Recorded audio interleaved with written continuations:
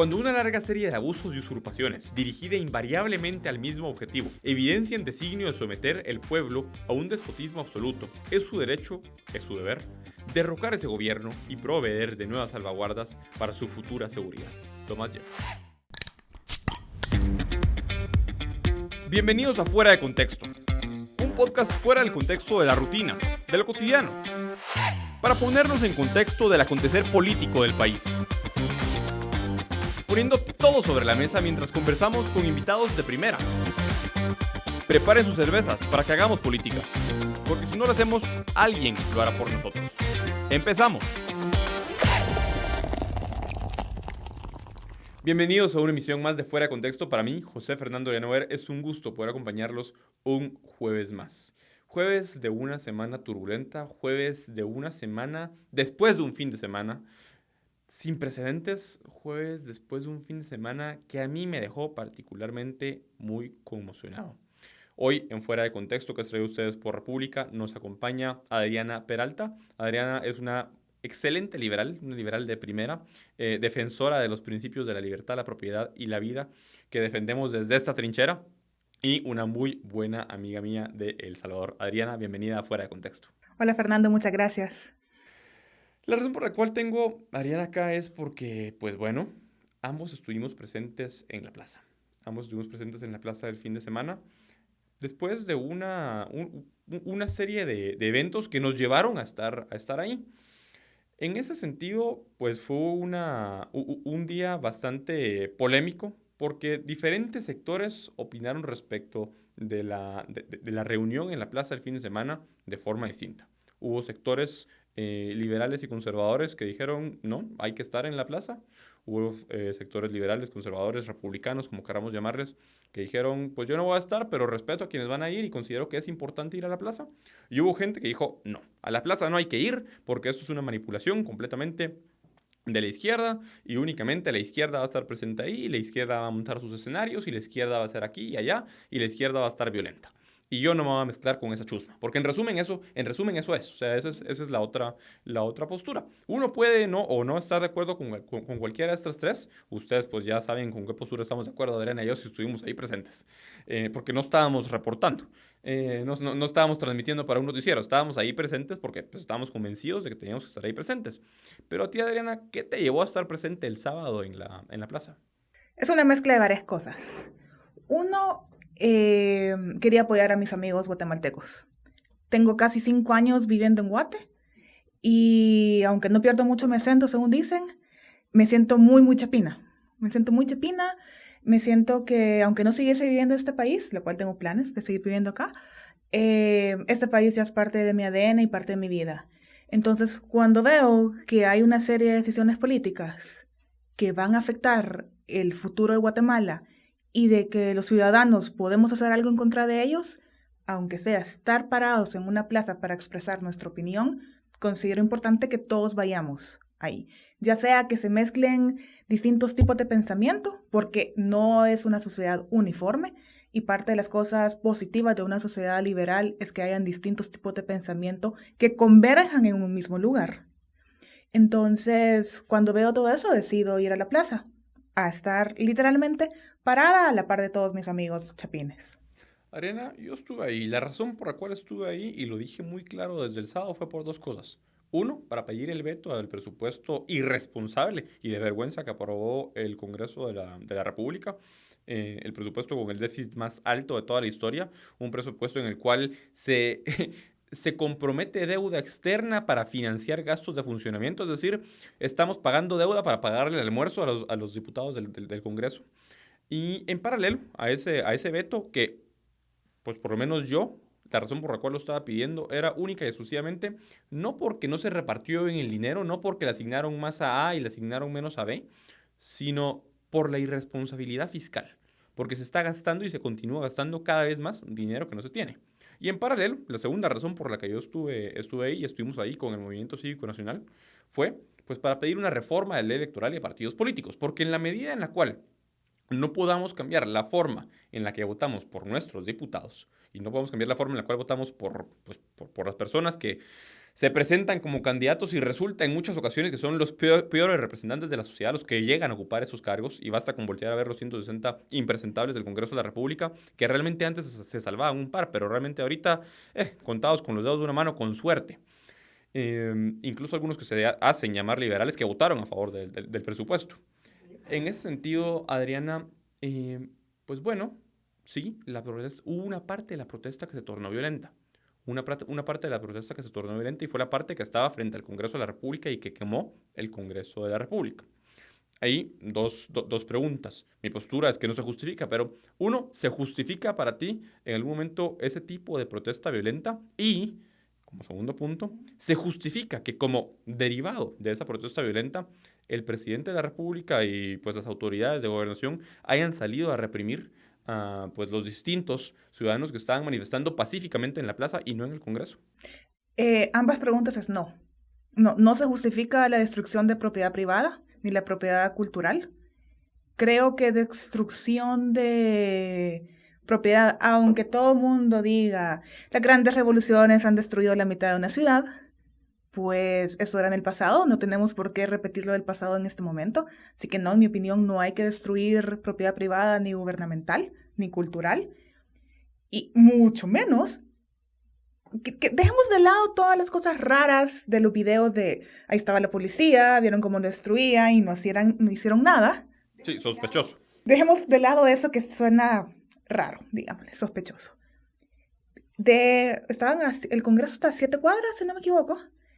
¿Qué tiene que ver los que estábamos en la plaza con las personas que destruyeron el Congreso? Absolutamente nada. Absolutamente nada. Para una de mis grandes sorpresas al ir a la plaza fue que todo el mundo me había dicho que iba a ser una protesta segura, que la del 2015, que es una referencia internacional, nunca hubo represión, mucho menos gases lacrimógenos. La mayor parte de mis amigos aquí tienen anécdotas de andar caminando y vivir la protesta, nunca de represión. En tiempos de un gobierno de un exmilitar. Exacto. Entonces, en mis propias experiencias en El Salvador protestando, me dijeron, este ya es un país con libertad de expresión, uno puede ir a la plaza a decir lo que uno quiera, sobre todo los ciudadanos guatemaltecos. No tiene nada que ver, ni mucho menos se justifica que hayan gases lacrimógenos. Por eso que cuando uno ya empieza a caer en la cuenta de lo que nos pasó y lo que hice fue llamarte para saber si estaba bien, porque yo sabía que tú estabas en la plaza, ese era nuestro conflicto mental. El poder decir, hey, de verdad nos reprimieron, no fue nuestra imaginación, no fue nuestra paranoia de que de repente vimos gas y salimos corriendo. Eso es lo que más me empezaba a crear un conflicto en mi mente el sábado. ¿Qué pasa con este gobierno? ¿Por qué quiere callar a las personas? Yo creo que lo lamentable con eso, Adriana, es, pues, quién cuenta la historia.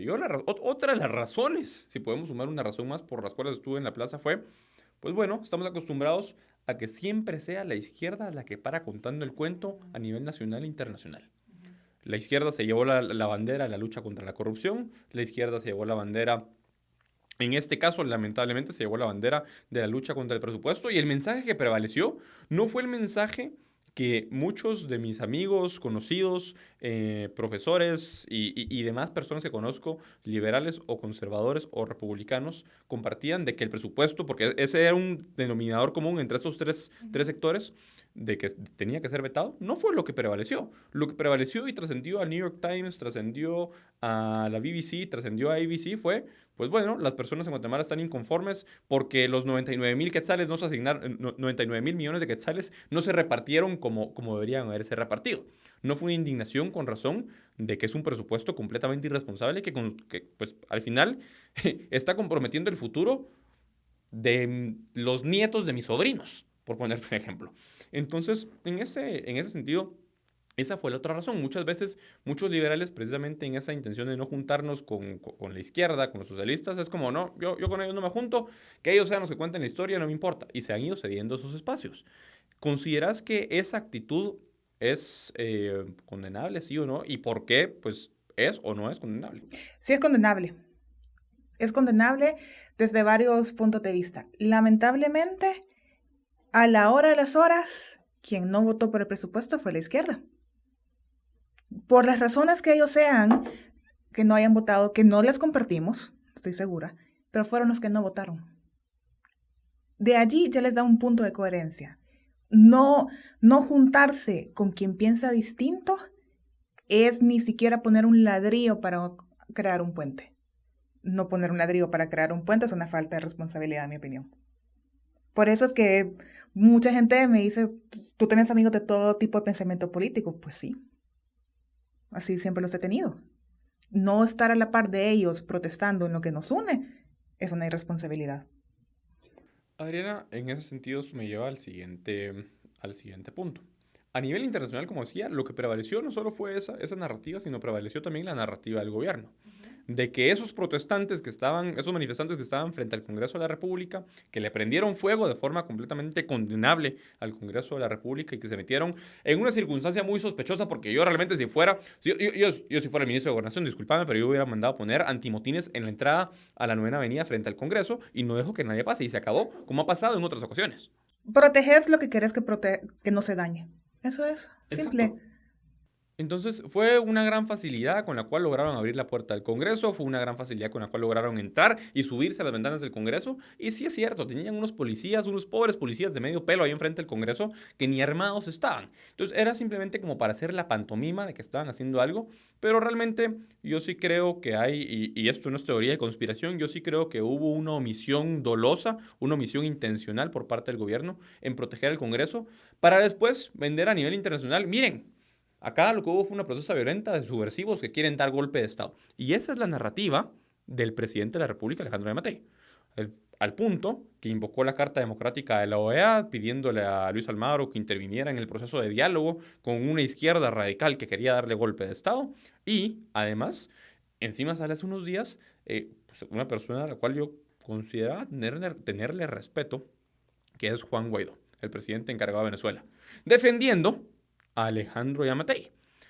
Curiosamente, esos actos de represión de protestas pacíficas, no me refiero a la protesta frente al Congreso, me refiero a la represión de protestas pacíficas como lo que hubo en la plaza, que tiraron gas lacrimógeno en la plaza y que después en la noche pasaron sobre una calle peatonal como lo es la Sexta Avenida, y tú estuviste ahí en la Sexta Avenida. Conste que no estaba en peligro. En ninguna de las 2 ocasiones estuve en peligro, gracias a Dios. Sí, pero el punto es que lo vivís, estás en la Sexta Avenida Sí. Y empezaron a agarrar a diestra y siniestra a personas que posiblemente ni siquiera estuvieron frente al Congreso de la República, pero eran las que estaban ahí. Estaban caminando, se ven los videos que estaban caminando. Hay un video que me partió el alma de un señor que estaba saliendo de su trabajo, que tuvo que pedirle a los policías y hacer que los policías entraran en razón, diciéndole, hey, yo acabo de salir de mi trabajo, ¿cómo no querés que esté acá? Acabo de salir de mi trabajo. Y si mal no recuerdo, la mascarilla de este hombre tenía hasta como un loguito o una frase de un local allí cerca. Para que un ciudadano tenga que justificarle a la policía, no me agarres porque literalmente estoy pasando, o sea, es que es tan inconcebible que la excusa que todo el mundo dice, hey, yo solo iba pasando, pues hoy sí era cierta. Es inconcebible. Es inconcebible eso para mí. Y en ese sentido se empezó a usar un hashtag que incluso podemos no estar de acuerdo con ellos y con las ideas que propugnan, pero un grupo empezó a usar un hashtag que es la policía no nos cuida. Me parece bien interesante, Adriana, cómo esto hizo que muchos socialistas que usualmente abogan por más Estado y un Estado mucho más grande y en no ponerle límites al poder, cayeron en la cuenta de lo que nosotros defendemos usualmente y es, pues bueno, sí, la Policía Nacional Civil que está para cuidarte definitivamente no te cuida. Esa función fundamental de proteger los derechos a la vida, a la propiedad, a la libertad, y en este caso el derecho a la vida y el derecho a la libertad. Al libre tránsito. Y al libre tránsito. Libertad de locomoción fue la misma policía la que lo estaba violando. Sí, yo soy una convencida minarquista. No soy anarquista en lo absoluto, soy minarquista. Y siempre he considerado que hay que darle límites al poder. Y hoy, el sábado, se excedieron. Sin ninguna justificación legal, sin ningún... Se lo pasaron por el arco del triunfo. Y en ese sentido, hay otro punto que salta ahí a la vista, Adriana. Y es que, pues resulta que la gente estaba inconforme, la gente estaba descontenta por una serie de razones y decían prenderle fuego al Congreso como una señal. Pero el problema es que esta misma gente que prendió el Congreso, y yo por lo menos te lo digo porque No conozco de que seamos amigos, pero conozco porque los ubico y sé cómo piensan a determinadas personas que estuvieron quemando el Congreso hasta subidas en la ventana del Congreso. Ok. Eh, Son personas que lo que quieren es un gobierno más grande. Entonces, es paradójico. Es una incongruencia que creo muchas veces no se han dado cuenta. Quieren un gobierno grande, que funcione, pero al mismo tiempo critican todo lo que hace el gobierno.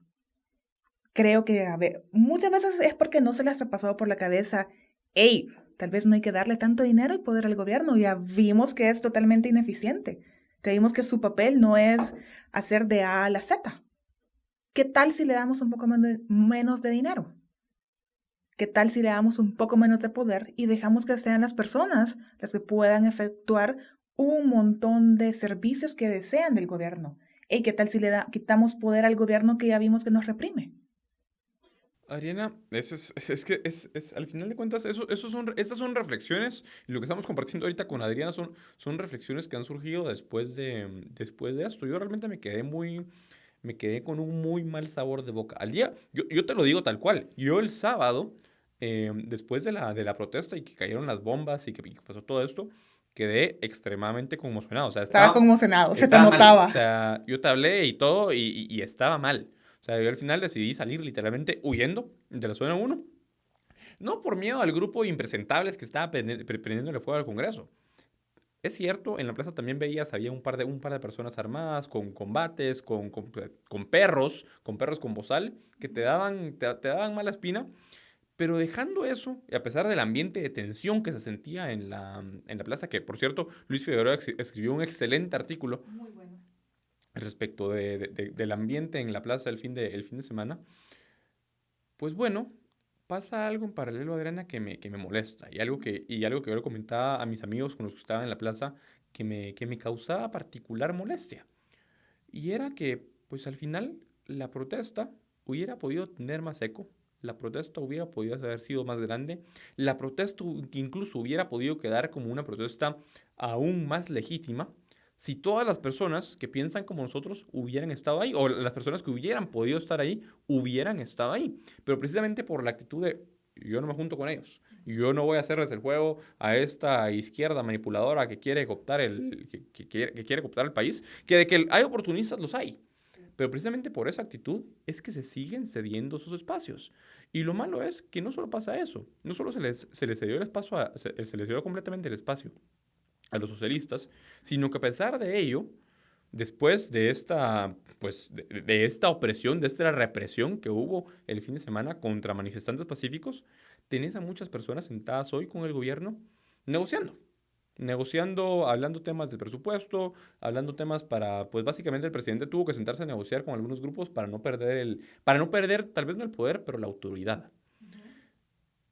¿Cuál es el problema, Adriana, cuando llega el punto en el cual, pues, a ver, en muchas ocasiones son personas que lo que buscan son defender intereses y no principios, pensando que el dictador de turno o el autócrata de turno, pues nunca va a ser el lobo que se los va a comer, pero hay una historia es un hecho de que el lobo se va comiendo ovejita por ovejita, y aunque sea la última oveja, a esa oveja también se la va a comer el lobo.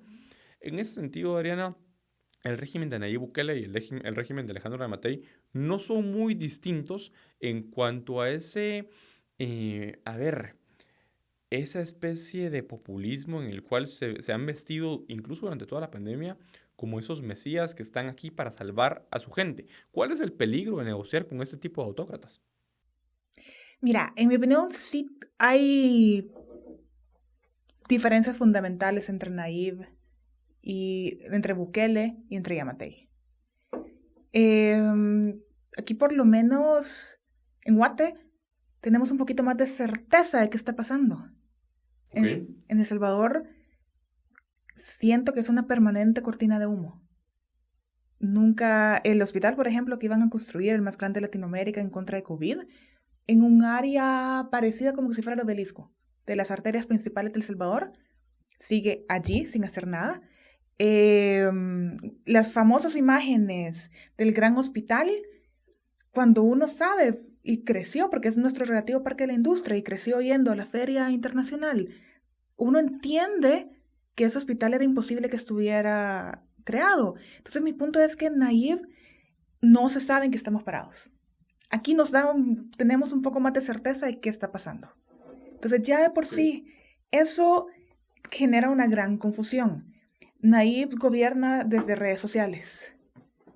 En Guate se puede sentir de una manera más tangible que está o no está haciendo el gobierno. En El Salvador no. Entonces, en eso es una diferencia fundamental. Bueno, pero aún en ese caso, o aún con esas diferencias fundamentales, ¿cuál es el peligro de creer que se puede negociar y se pueden comprometer principios a la hora de negociar con ese tipo de... A ver, son regímenes distintos, sí, con particularidades distintas, pero mi punto va mucho más al fondo, mucho más al hecho de, pues bueno, ambos son autócratas que no actúan por principio, sino actúan según la conveniencia del momento político que les toca vivir. Lo que nos va a pasar es la típica fábula del sapo que lo empiezan a cocinar. Poquito a poco el agua va cambiando de temperatura hasta que ya no nos damos cuenta que no hay salida.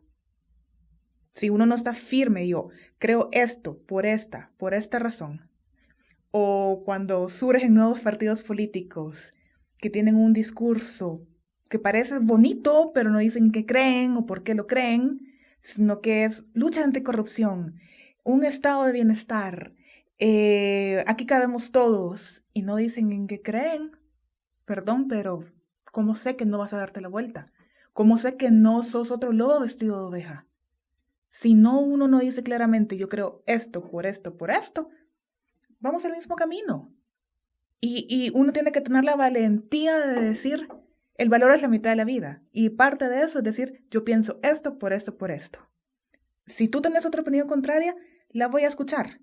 Tal vez no he visto cierto tema que tú sí ya viste y caíste en la cuenta que así funciona el mundo. Tal vez eso. Y quiero tener la voluntad de dialogar contigo porque estamos en el mismo país, porque estamos en la misma sociedad y tenemos que caminar juntos.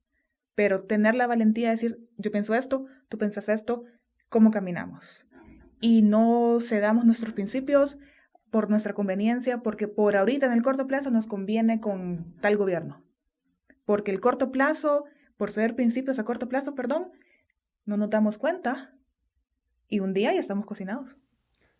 Adriana, una última pregunta ya para cerrar, que no tiene casi nada de relación con lo que hemos venido hablando, pero que pues quisiera saber tu opinión como salvadoreña.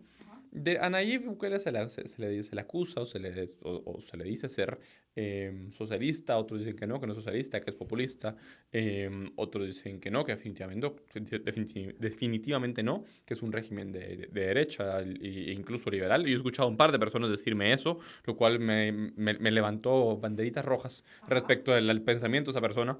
Pero el punto de Arena es, ¿cuál es la ideología política Nayib o cuál es la ideología de la forma de gobernar de Nayib más que de Nayib como tal? Populista, oportunista, eso. ¿Es socialista? No. Un A pesar de haber militado en el FMLN.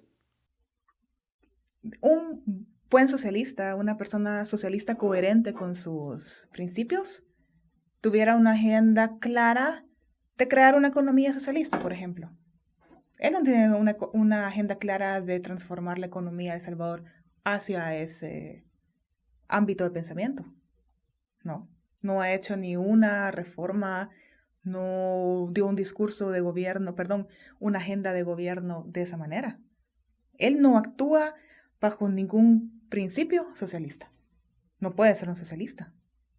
Adriana, muchísimas gracias por acompañarnos fuera de contexto, pero no nos vamos sin antes pasar a las preguntas fuera de contexto. Bueno, Adriana, la dinámica es como ya te expliqué, te voy a tirar un tema y lo primero que tengas en la punta de la lengua respecto al tema, lo respondes. Ok. Joe Biden. Triste porque gana él, alegre porque se va Trump, triste porque ganan los demócratas, triste porque porque pierden los republicanos. Venezuela. A la madre. Que Dios nos agarre confesados. Cuba. El inicio de todo. Vladimir Putin. El perico donde seas verde. Corea del Norte. Un hoyo negro. Legalización de las drogas. Poco a poco.